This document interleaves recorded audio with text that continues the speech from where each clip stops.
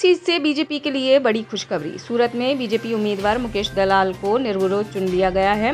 प्रदेश BJP के अध्यक्ष CR Patil ने इसकी जानकारी दी। सूरत में कांग्रेस उम्मीदवार नीलेश कुंभानी का नामांकन रद्द हो गया है। वहीं इस सीट से BSP के प्यारेलाल भारती ने अपना नामांकन वापस लिया। इसके बाद मैदान में कोई भी उम्मीदवार नहीं बचा था। ऐसे में बीजेपी के मुकेश दलाल निर्विरोध चुना जाना तय माना जा रहा था। बाकी सारे उम्मीदवारों ने भी अपनी उम्मीदवारी वापस ले ली।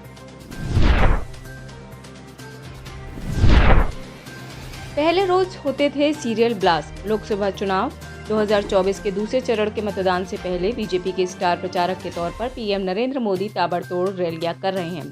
उन्होंने उत्तर प्रदेश के अलीगढ़ में सोमवार 22 अप्रैल को एक चुनावी जनसभा को संबोधित किया। यहां उन्होंने पहले की कांग्रेस सरकारों पर निशाना साधा। पीएम मोदी ने कहा कि पहले सीरियल बम ब्लास्ट होते थे, अब किसी की हिम्मत नहीं होती है ऐसा करने की। उन्होंने सूबे में शांति बहाली के लिए मुख्यमंत्री योगी आदित्यनाथ की सराहना की और समाजवादी पार्टी के मुखिया अखिलेश यादव तथा कांग्रेस नेता राहुल गांधी पर भी हमला बोला। किन्नर समाज का मतदान को लेकर जागरूकता अभियान। संगम नगरी प्रयागराज में थर्ड जेंडर यानी किन्नर समाज के लोग मतदान को लेकर लगातार जागरूकता अभियान चला रहे हैं। इसी कड़ी में आज भी सिविल लाइंस इलाके में जागरूकता रैली निकाली गई। किन्नर अखाड़े से जुड़े संतों की इस रैली में लोगों को लोकतंत्र के प्रति उनकी जिम्मेदारी का एहसास कराया गया और साथ ही मतदान के दिन वोट जरूर डालने की शपथ भी दिलाई गई। किन्नर अखाड़े की महामंडलेश्वर स्वामी कौशल्यानंद गिरी उर्फ टीना मां की अगुवाई में निकाली गई इस जागरूकता रैली में बड़ी संख्या में थर्ड जेंडर के लोग शामिल हुए। रांची की रैली में हंगामे पर एनडीए का तंज। रांची में इंडिया गठबंधन की रैली में रविवार 21 अप्रैल को हुए हंगामे पर उप मुख्यमंत्री विजय कुमार सिन्हा और लोजपा के राष्ट्रीय अध्यक्ष चिराग पासवान ने निशाना साधा है। दोनों ने सोमवार 22 अप्रैल को इंडिया गठबंधन पर जोरदार हमला बोला है और कहा कि ये बेमेल गठबंधन है जिसमें विवाद अप्रत्यक्ष रूप से देखने को तो मिलते ही थे, अब ये खुलकर सामने आ गए हैं। NDMC का 311A बुझाएगा प्यास। गर्मियों के मौसम की शुरुआत के साथ ही राजधानी दिल्ली में पीने के पानी की किल्लत भी शुरू होने लगी है, जिसे देखते हुए नई दिल्ली नगर पालिका परिषद ने एहतियातन पानी के टैंकरों से जल के आपूर्ति की तैयारी कर रखी है ताकि इस भीषण गर्मी के मौसम में लोगों को पानी के लिए तरसना ना पड़े और उन्हें समय पर पानी मुहैया कराया जा सके। इसके लिए MDMC ने बाकायदा एक ऐप 311 लॉन्च किया है जिससे NDMC क्षेत्र के नागरिक पानी के टैंकरों को मंगवा सकते हैं।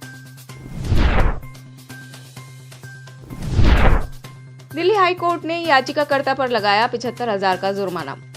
दिल्ली के मुख्यमंत्री और आम आदमी पार्टी के राष्ट्रीय संयोजक अरविंद केजरीवाल को राहत देने की मांग वाली याचिका सोमवार 22 अप्रैल को हाई कोर्ट ने खारिज कर दी।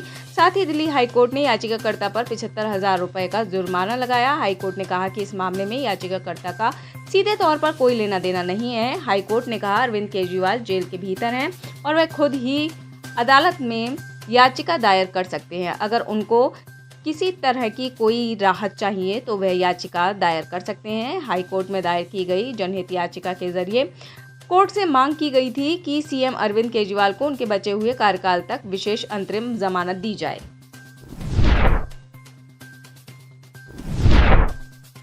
भड़काऊ भाषण मामले में राज ठाकरे को राहत। भड़काऊ भाषण मामले में कोर्ट ने MNS चीफ राज ठाकरे को बड़ी राहत दी। बॉम्बे हाई कोर्ट की औरंगाबाद बेंच ने कहा कि कथित भड़काऊ भाषण और उकसावे को लेकर कोई सबूत नहीं है। कोर्ट ने ये कहते हुए राज ठाकरे के खिलाफ केस को खारिज कर दिया। 16 साल पुराने मामले में निचली अदालत ने राज ठाकरे को बरी करने की याचिका को खारिज कर दिया था। इस आदेश को राज ठाकरे ने चुनौती दी। इसी पर औरंगाबाद की बेंच सुनवाई कर रही थी। कोर्ट ने कहा कि निचली अदालत महत्वपूर्ण बिंदुओं को समझने में विफल रही। इस वजह से राज ठाकरे को आरोप मुक्ति की याचिका को खारिज कर दिया। प्रहलाद गुंजल का ओम बिरला पर निशाना। राजस्थान की कोटा लोकसभा सीट पर मुकाबला दिलचस्प हो चुका है। कांग्रेस और बीजेपी ने इस सीट पर पूरी ताकत झोंक दी है। कांग्रेस प्रत्याशी प्रहलाद गुंजल के बीजेपी से कांग्रेस में आने के बाद कांग्रेस कार्यकर्ताओं का जोश बढ़ गया है। उनका मुकाबला लोकसभा स्पीकर और बीजेपी के उम्मीदवार ओम बिरला से है। कांग्रेस के उम्मीदवार प्रहलाद गुंजल ने रामगंज मंडी विधानसभा में जनसंपर्क किया। गुंजल ने कहा, ओम बिरला यहां लगने वाले जाम से लोगों को मुक्ति नहीं दिला पाए। यही नहीं, ताखली बांध जो मैं मंजूर करा कर गया था 31 दिसंबर 2010 तक नहर बननी थी, वो हमारे सांसद 10 सालों में भी ताकतवर रहते हुए पूरा नहीं कर पाए, तो वो जनता से किस आधार पर तीसरी बार आशीर्वाद मांग रहे हैं। गुजरात में कांग्रेस को झटका। लोकसभा चुनाव के बीच गुजरात में कांग्रेस को झटका लगा है। सूरत सीट से उम्मीदवार नीलेश कुंभानी का नामांकन फॉर्म रद्द हो गया है। कांग्रेस प्रत्याशी नीलेश कुंभानी के समर्थकों ने शपथ पत्र में दावा किया है कि नामांकन पत्र में समर्थक के तौर पर कुंभानी ने जो हस्ताक्षर किए हैं वह उनके नहीं हैं। इसके बाद सूरत सीट पर हाई वोल्टेज ड्रामा शुरू हो गया। हालांकि कलेक्टर कार्यालय में चली लंबी सुनवाई के बाद रविवार 21 अप्रैल को हाई वोल्टेज ड्रामा खत्म हो गया है। गुजरात में कांग्रेस प्रत्याशी नीलेश कुंभानी का नामांकन पत्र अमान्य होने के बाद अब वो सूरत लोकसभा सीट से चुनाव नहीं लड़ सकते हैं। बीजेपी ने प्रस्तावकों के साइन को लेकर सवाल खड़े किए थे। IRCTC कराएगा 7 ज्योतिर्लिंग के दर्शन। श्रद्धालुओं को ज्योतिर्लिंग के दर्शन करने के लिए IRCTC ने एक पैकेज तैयार किया है। इस पैकेज के अनुसार IRCTC भक्तों को अलग अलग ज्योतिर्लिंग के दर्शन कराएगी। यह यात्रा 22 मई से शुरू होगी और श्रद्धालु ट्रेन के माध्यम से इस यात्रा को कर सकेंगे। इसकी कुल समय सीमा 12 दिनों की होगी। श्रद्धालु 12 दिनों में 7 अलग अलग ज्योतिर्लिंगों के दर्शन करेंगे। इजरायली सेना के खुफिया प्रमुखों ने दिया इस्तीफा। इजरायली सेना के खुफिया प्रमुख अहरोन हलीवा ने सोमवार को इस्तीफा दे दिया। इस इस्तीफे को इजरायल की सेना स्वीकार करते हुए अहरोन हलीवा को धन्यवाद दिया। सेना ने कहा कि सैन्य खुफिया निदेशालय के प्रमुख ने हमास हमलों की वजह से हलीवा ने इस्तीफा दिया है। इजरायल के इतिहास में सबसे घातक हमले में अपनी भूमिका से इस्तीफा देने वाले अहरोन हलीवा पहले वरिष्ठ व्यक्ति बन गए। हथियार खरीदने में नंबर 1 मुल्क बना अमेरिका। पड़ोसी देशों में आपसी खराब होते संबंध और तनाव की वजह से हथियारों की खरीद में रिकॉर्ड तोड़ वृद्धि आई है। कई देशों ने अपने रक्षा बजट को भी बढ़ाया है, जो अभी आगे भी जारी रह सकता है। Stockholm International Peace Research Institute ने अपनी रिपोर्ट में ये दावा किया है। रिपोर्ट के मुताबिक 2023 में दुनिया भर के सैन्य खर्च में एक दशक के अंदर सबसे तेज वृद्धि देखी गई। यह खर्च बीते साल $2.4 ट्रिलियन की नई ऊंचाई पर रहा। रिपोर्ट में बताया गया कि अमेरिका $916 बिलियन खर्च के साथ सबसे बड़ा देश बना हुआ है, जो पिछले साल की तुलना में 2.3% ज्यादा है। मालदीव में मोइजू की पार्टी जीती। इंडिया आउट का नारा देने वाले भारत विरोधी मोहम्मद मोइजू की पार्टी ने मालदीव में हुए संसदीय चुनावों में बड़ी जीत हासिल की है। मोइजू की पार्टी PNC ने विपक्षी दल MDP को हरा दिया। ऐसा माना जा रहा है कि फिर मालदीव की जनता ने भारत विरोधी मोइजू को पसंद किया है। 93 सीटों पर हुए चुनाव में PNC को 66 सीटें मिली हैं।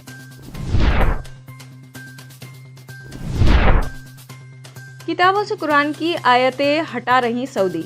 इजरायल और ईरान के बीच जारी तनाव के बीच हुती नेता ने सऊदी अरब पर गंभीर आरोप लगाए हैं। यमन के हुती नेता अब्दुल मलिक अल हुती ने कहा कि सऊदी अरब की कोशिश यहूदियों के तुष्टीकरण और इजरायल को खुश करने की है। इसके लिए कुरान के कुछ हिस्से भी सिलेबस से हटा लिए गए हैं। अब्दुल मलिक ने कहा कि सऊदी चाहता है कि इजरायल के उसके रिश्ते सामान्य हो जाएं और वह उसके साथ व्यापार करे, इसलिए कुरान से कुछ आयतें पाठ्यक्रम से हटाई हैं।